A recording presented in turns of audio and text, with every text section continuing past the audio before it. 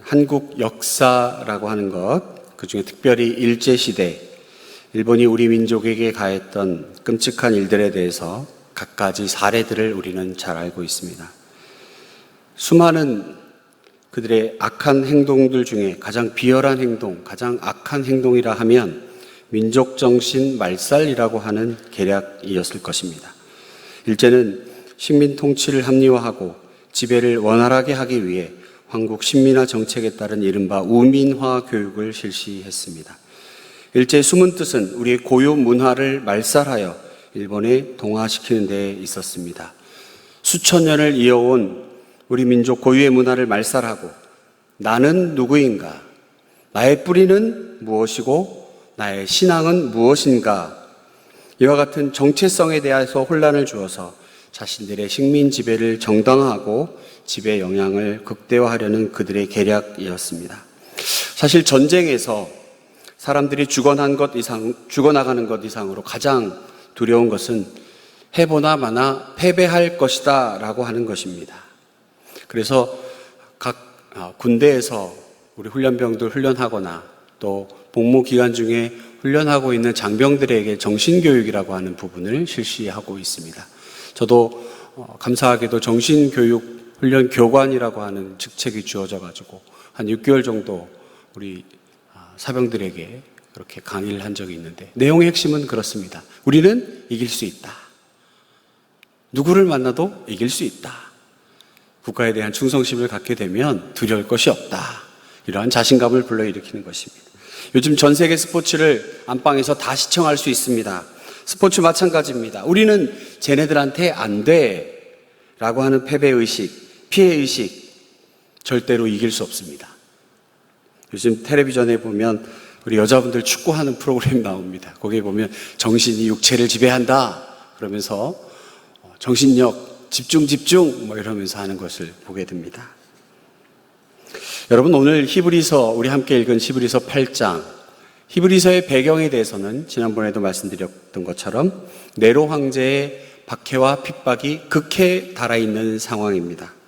기독교인들의 박해와 억압, 그로 인해서 사람들이 죽어나가고 그 두려운 모습 가운데 내가 믿는 그리스도, 과연 이것이 맞는가?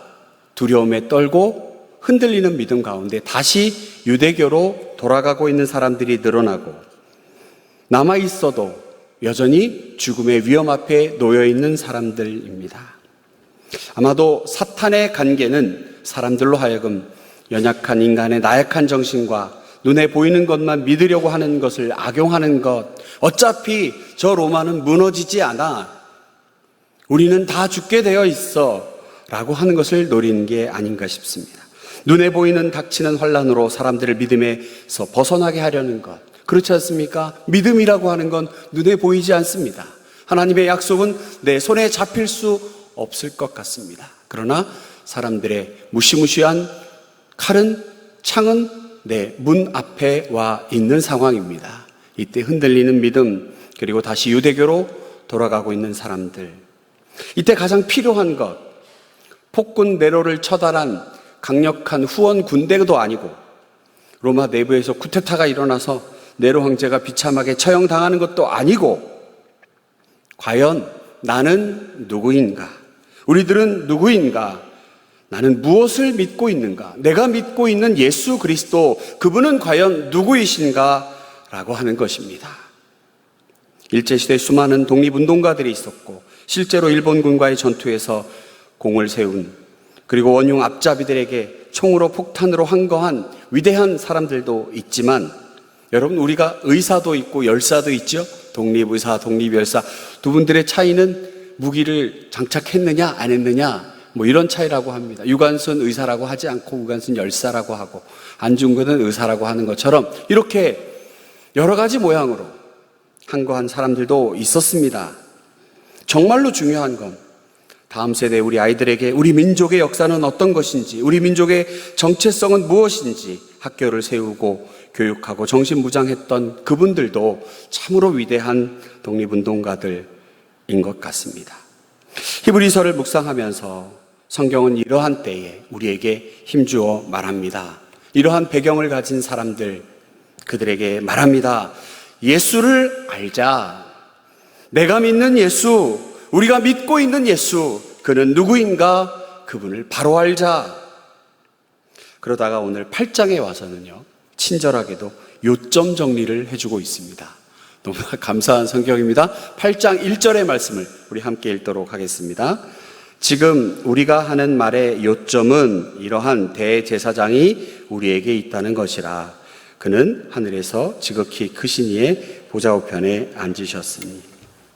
선지자는 하나님 편에서 하나님의 말씀을 사람들에게 전하는 자입니다. 대제사장은 사람들 편에서 사람들의 마음과 생각과 제사 드리는 것을 하나님께 대신 드리는 사람이죠. 우리에게 있는 대제사장 과연 그는 누구인가? 라고 말씀합니다. 그는 하늘에서 지극히 크신 이의 보좌 우편에 앉으셨으니, 우리 편이 되어 지금도 중보하고 계시는 그 대제사장이 천지 만물을 창조하신 하나님 보좌 우편에 앉아 계신다라고 하는 것입니다. 예수님께서는 이 땅에서 구속 사역을 완성하신 후에 승천하셔서 하나님 우편에서 새로운 대제사장의 사역을 완전하게 행하시는 분입니다. 그 예수님께서 새 언약의 중보자로서 하늘의 성소에서 섬기는 그리스도시라고 하는 것입니다. 그리스도는 땅에서는 제사장이 될 수 없는 분입니다. 땅의 제사는 불완전한 제사이기 때문입니다. 예수 그리스도는 땅의 임시적인 성소가 아닌 하늘의 참 성소에 계시면서 제사장이 되신 분이다. 1절에서 6절까지 계속하여 말씀하여 줍니다. 오늘 말씀에 보면 5절에 그림자라고 하는 말이 나옵니다. 예수님을 고백하는 성도들의 믿음은 구약 백성들처럼 어찌 보면 더 이상 그림자를 통한 것이 아닙니다. 계속해서 우리가 히브리서를 살펴보았지만 아론 계열의 대제사장들은 한 사람도 예수님이 행하신 이에 같은 역할을 대신할 자격도 능력도 없습니다. 그저 그들도 인간이고 그들도 죽음을 피할 수 없고, 또한 제사장 자신들도 인간이기에 자신들도 죄에서 결코 자유로울 수 없고, 그래서 자신을 위해서도 죄사함의 제사가 필요했던 인간입니다.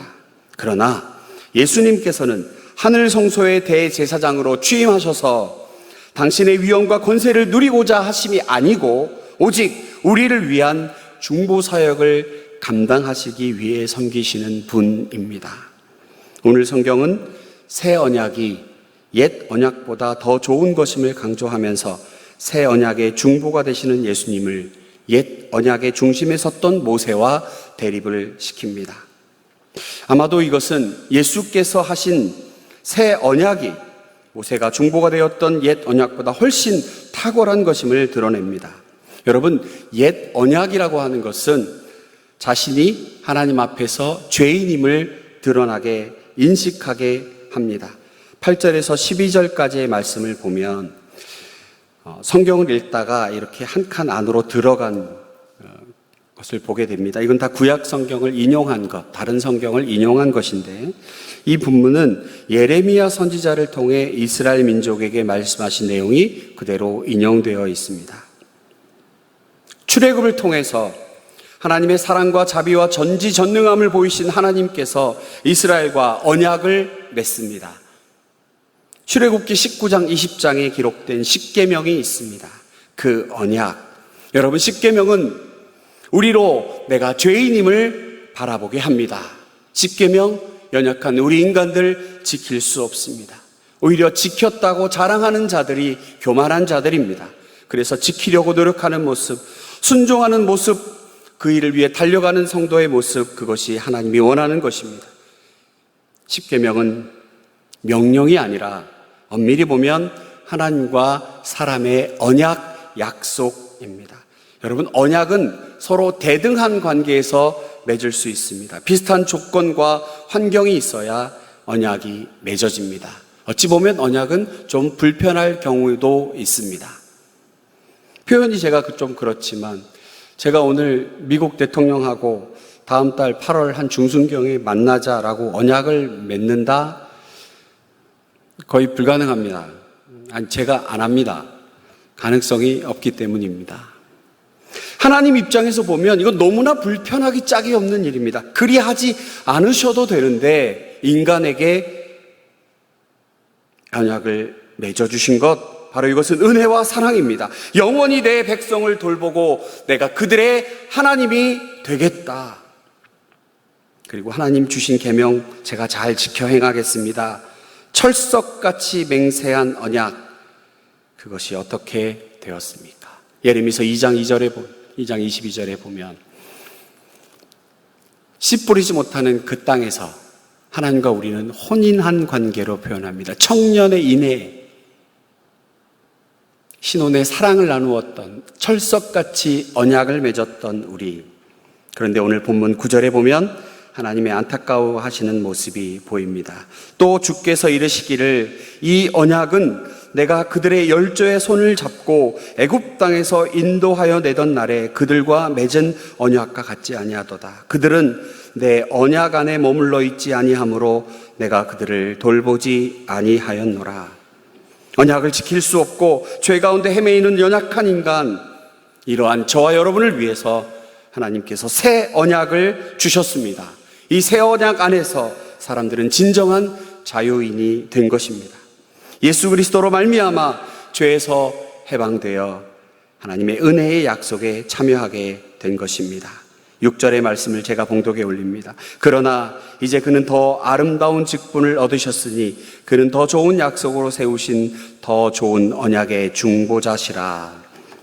구약의 중보인 모세를 통해 인간이 죄 아래에 있음을 보여주었을 뿐이지만 이제 신약의 중보이신 예수님께서는 인간이 죄에서 떠나 하나님께로 나아갈 수 있도록 길을 열어주셨습니다.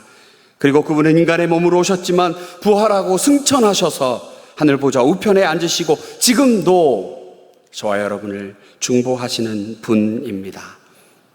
메시테스, 즉 중보라고 하는 말은 가운데 있는 자라고 하는 말에 유래한 말입니다. 두 존재 사이에 중간에 위치하는 자라고 하는 의미입니다. 현대 사회에서는 이 단어가 잘 쓰이지 않지만 그 당시 사람들에게는 이 메시테스라고 하는 중보자, 중보의 단어가 대단히 많이 사용된 거라고 합니다. 법정으로 가지 않은 문제에 있어서 법정에 올라가서 법의 판단에 맡겨 유죄, 무죄, 피고 또 원고의 그 법적인 아주 냉정한 상황, 그런 상황이 가기 전에 서로 화해하고 서로 양보할 수 있도록 중재자, 분쟁 중인 사건을 관리하고 위탁하는 것, 그것이 메시테스 중보. 또 이미 해결된 사건도 실행될 것을 보증하는 책임을 갖고 있는 증인이라고도 합니다. 여러분, 히브리서는 그 당시 사람들에게 이렇게 잘 알려진 단어, 그들이 다 이해할 수 있는 단어, 중보자라고 하는 단어를 사용함으로써 하나님께서 예수 그리스도를 우리에게 보내셔서 우리의 중보자가 되심을 다시 한번 명확하게 설명하고 있습니다. 어찌 보면 두 사람 사이에 서서, 두 존재 사이에 서서 화해시키는 자, 메시테스 중보는 자신의 몸을 화목제물로 드림으로 하나님과 인간을 화목해 하신 예수 그리스도에게 가장 적합한 단어인 것 같습니다. 오늘 말씀의 처음 선언처럼 이 모든 말의 요점, 지금껏 계속해오는 말의 요점, 그것은 이러한 대제사장이 지금도 우리를 위하여 중보하고 계시는 그 예수 그리스도께서 우리에게 있다라고 하는 것입니다. 그분은 더 좋은 약속으로 세우신 더 좋은 언약의 중보자이십니다. 그렇기 때문에 그분을 의지하여 되돌아가지 말고 굳건히 서라고 하는 것입니다.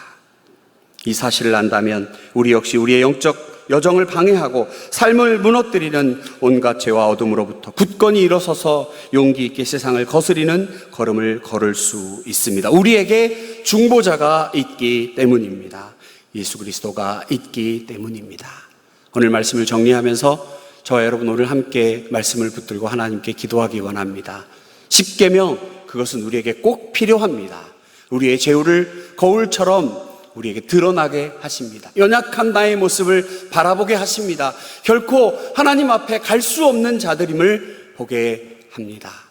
그러나 예수 그리스도께서 오셔서 세우신 새 언약, 그것은 결코 하나님께는 갈 수 없는 우리들이지만 예수 그리스도께서 친히 중보자 되시어 십자가상에서 이 모든 저주와 악을 끊어버리시고 우리로 하나님께 나아갈 수 있게 하셨습니다. 그리고 지금도 하늘 보좌에서 여전히 그 상황을 믿고 있지만 지금도 흔들리는 지금 그리스도인들처럼 나의 믿음이 과연 온전한 것인가? 나는 과연 잘하고 있는 것인가? 흔들리고 있는 연약한 인간들 사이에서 지금도 하늘의 보좌 우편에 앉으셔서 우리를 위하여 중보하시는 우리들. 지난 한 주 말씀을 준비하면서 제가 제 마음속에 떠오른 단어는 온유라고 하는 것이었습니다. 사람들은 왜 이렇게 성을 내고 분내고 화내고 모든 일들을 하나님 주신 가운데 평안함으로 바라보지 못하고 불안하고 속상해하고 분노할까? 저 역시 그런 모습이었음을 고백합니다. 하나님이 약속하신 바 온유한 자는 땅을 기업으로 주신다 약속하셨는데 왜 우리는 그렇게 하지 못합니까? 예수 그리스도께서 지금도 하늘 보좌 우편에서 우리를 중재하고 계시고 중보하고 계십니다. 여러분, 이 예수 그리스도를 바라보고 믿음으로 기도하는 이 아침 되기를 원합니다. 혹시 여러분 영적인 걸음을 걷다가 말씀의 정신을 따라 선택과 결정을 시도해 가다가 벽에 부딪혀 포기하거나 되돌아가려 한 경험이 있습니까? 아니면 죄의 유혹에 넘어가서 다시 영적인 걸음을 시도조차 하는 힘 잃어버리고 침체의 수렁에 빠진 경험을 겪고 있는 분 계십니까? 아니면 이 모든 것 아닌 건 알겠는데 이러면 안 되는 것 알겠는데 내 마음대로 움직여지지 않습니다. 하나님, 기도가 되지 않습니다. 기도가 안 나옵니다. 그냥 막막할 뿐입니다. 여러분의 상황은 어떠합니까? 오늘 이 새벽, 이 아침 우리는 잊지 말아야겠습니다. 우리에게는 참된 하늘의 대제사장, 참되고 중보자 되신 예수 그리스도께서 우리 안에 있다라고 하는 것입니다. 이 믿음 가지고 기도하시는 이 아침 되시기를 간절히 축복합니다. 기도하겠습니다. 전능하신 아버지 하나님, 히브리서 말씀을 통하여 우리에게 새 힘 주시니 감사합니다. 주님 약속하신 새 언약, 예수 그리스도를 바라보며 예수님 주신 우리에게 중보자 되신 예수 그리스도를 바라보며 오늘도 우리의 삶 가운데 예수님을 증거하는 우리들 되게 하시고 내 뒤에 든든히 서 계시며 하나님 날 위해 격려하시고 칭찬해 주시고 힘내라 힘내라 내가 너와 함께함이라 말씀하여 주시는 주님 말씀 붙들고 의지하며 오늘도 세상 속에서 승리를 선포하기를 원합니다. 하나님 우리에게 이 믿음, 흔들리지 않는 믿음 갖게 하셔서 아버지 하나님, 살아계신 하나님께 영광 돌리는 이 아침 될 수 있도록, 오늘 하루 될 수 있도록 잠자리에 들 때 그리하실 하나님을 찬양하며 시간을 주님께 드리는 우리 모두가 될 수 있도록 하나님 축복하여 주시옵소서. 감사드리며 예수님 거룩하신 이름으로 기도하옵나이다. 아멘.